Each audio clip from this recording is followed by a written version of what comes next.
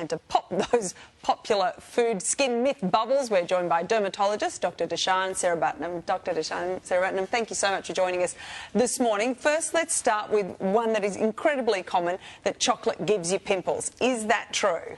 So this one's actually a little bit of a controversy. There are some studies which suggest that chocolate can contribute to pimples and some which suggest it can't. Initially we thought it might be the dairy in chocolate that contributes, but they've done studies and even just cocoa by itself can increase your pimples a little bit. And what is behind that? Why does that cause the pimples? So no one really knows.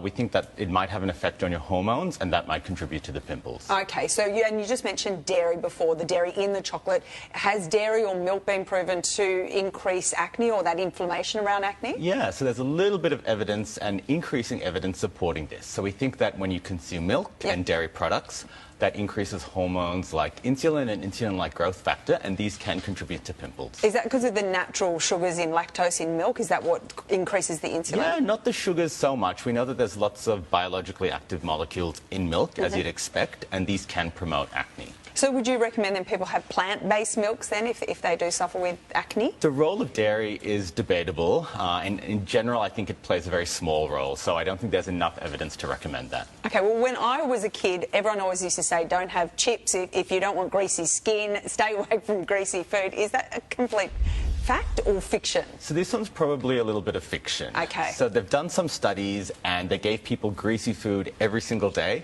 and a small proportion of people had a few extra pimples, but in general I don't think it plays that much of a role. Okay, well what about alcohol? Because we all know that alcohol isn't good for us, especially when it's overconsumed, but does it have a direct impact on the skin and the appearance of the skin? So it can. So when you consume alcohol, there's lots of things that happen. So one of them is that you dehydrate your body, and that can affect the transient appearance of your skin.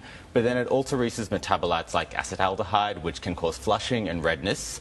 We also know that long-term consumption of alcohol can damage your organs, and that has knock-on effects to your skin.